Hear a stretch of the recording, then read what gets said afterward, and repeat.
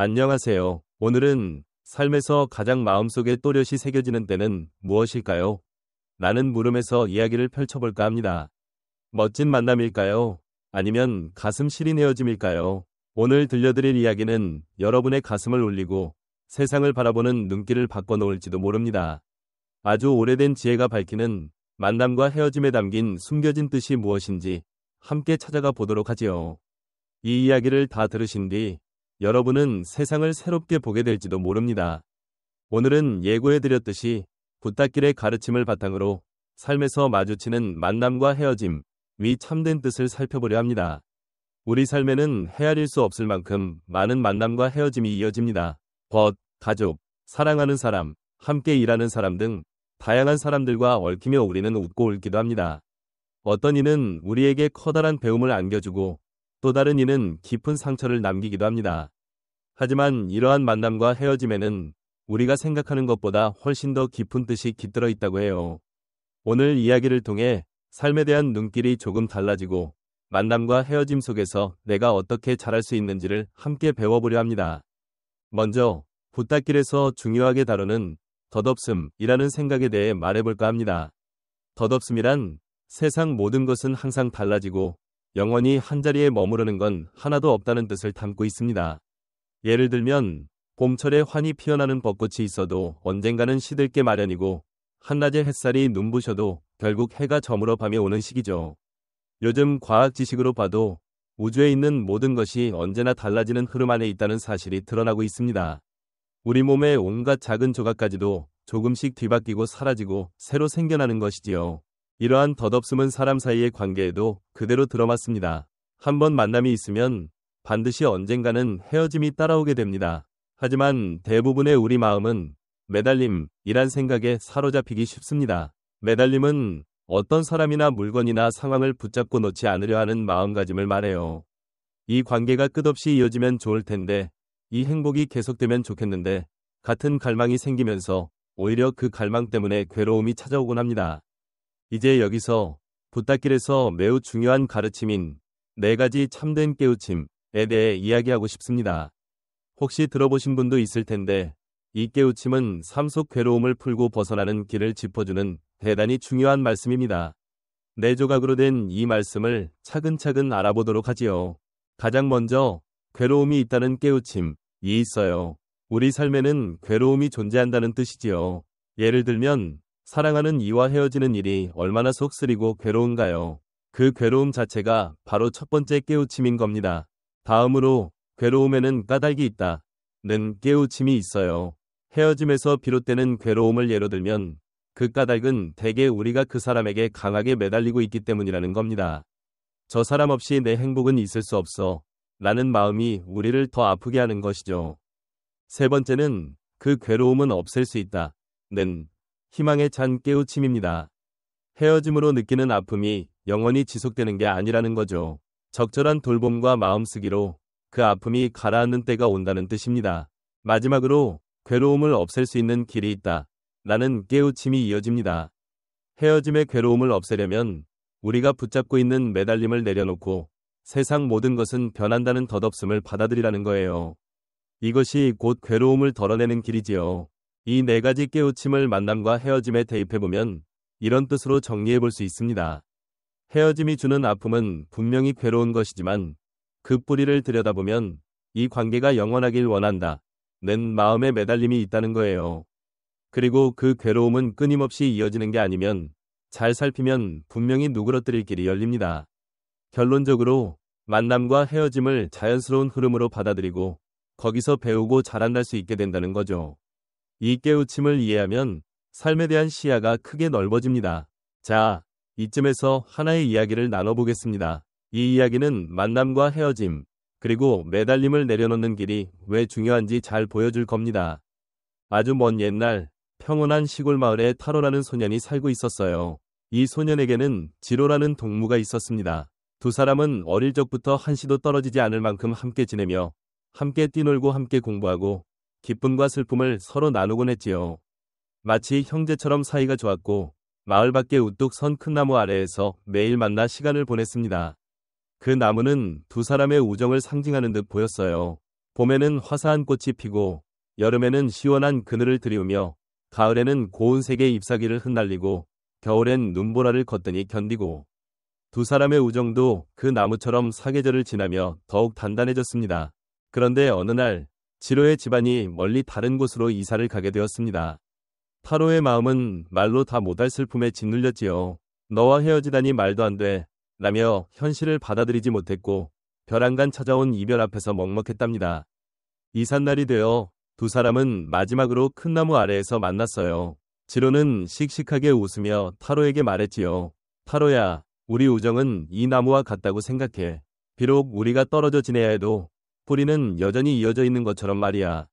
너무 슬퍼하지 말아줘. 그 말에 타로는 억지로 미소를 지어 보였지만 속마음은 너무 괴롭고 공허했습니다.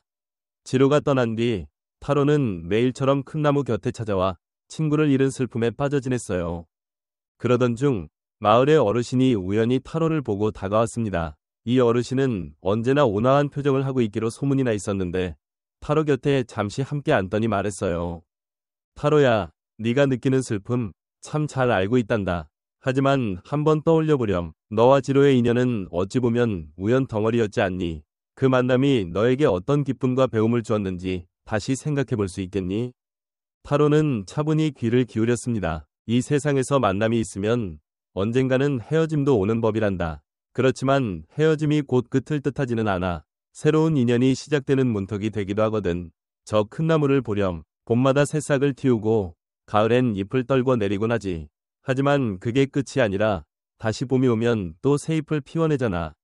내 삶도 그러할 게다. 어르신의 이 말에 타로는 고개를 들어 나무를 바라봤습니다. 그러자 지금이라는 때를 있는 그대로 살아가는 게 중요하고 흘러간 일에 매달리지 않는 게 필요하다. 는 뜻이 조금씩 가슴에 와 닿았습니다. 그렇게 하면 마음이 좀 더 가벼워지고 또 다른 길이 열리는 거야. 과거에 묶이지 말고 다가올 것을 두려워하지도 말고 바로 지금 이 순간의 고마움을 느끼며 살아봐라. 그럴 때 내 마음이 자유로워진단다.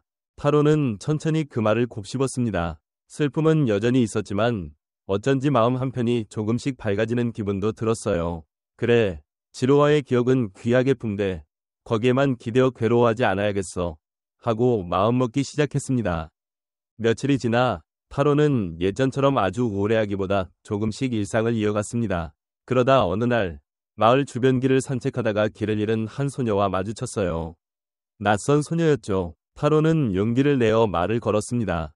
안녕, 길을 헤매는 중이야?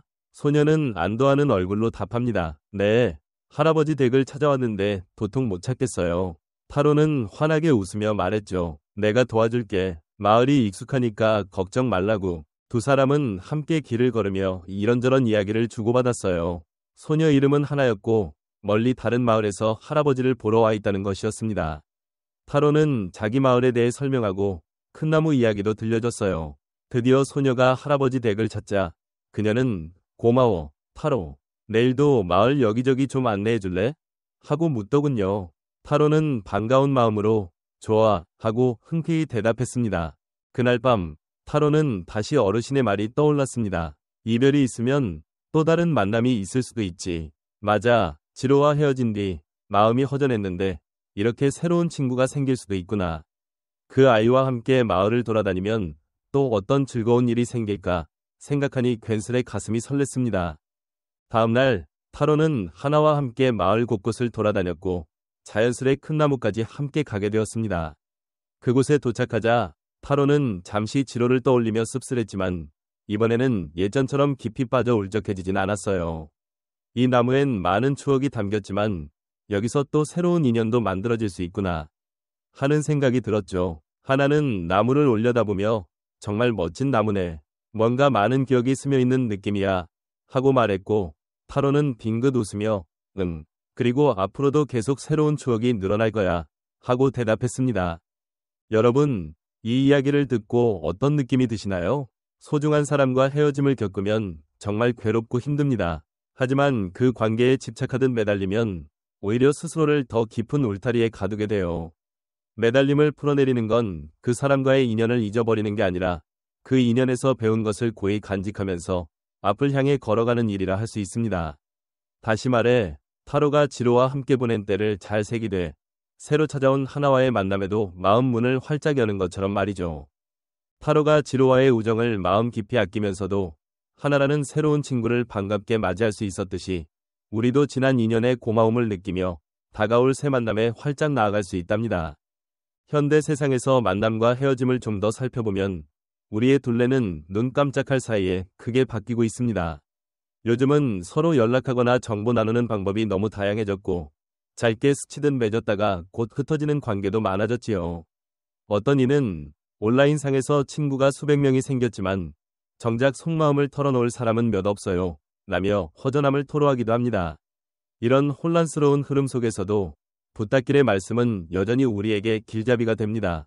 만남이 가벼워 보여도 그 속에는 반드시 무언가 배우거나 얻을 수 있는 뜻이 있다고 부탁길에서는 말합니다. 예를 들어 온라인에서 잠깐 스쳤던 사람이 내게 새로운 아이디어를 주었다면 그것만으로도 나의 견해가 넓어질 수 있죠. 혹은 내가 내면 깊숙한 곳에 어두운 마음이 있음을 깨닫게 해준 관계라면 비록 그 인연이 오래 못 가더라도 나에 대해 성찰하는 계기가 될 수도 있습니다. 그러니 중요한 건 만남이 짧든 길든 거기서 무언가를 느끼고 익히겠다는 열린 마음인 거예요. 그렇게 마음 문을 열어두면 우리는 날마다 삶에서 더 풍요로운 관계를 가꾸고 내 자신을 갈고 닦을 기회도 더 자주 찾게 됩니다. 이쯤에서 타로의 이야기 마무리를 해야겠네요.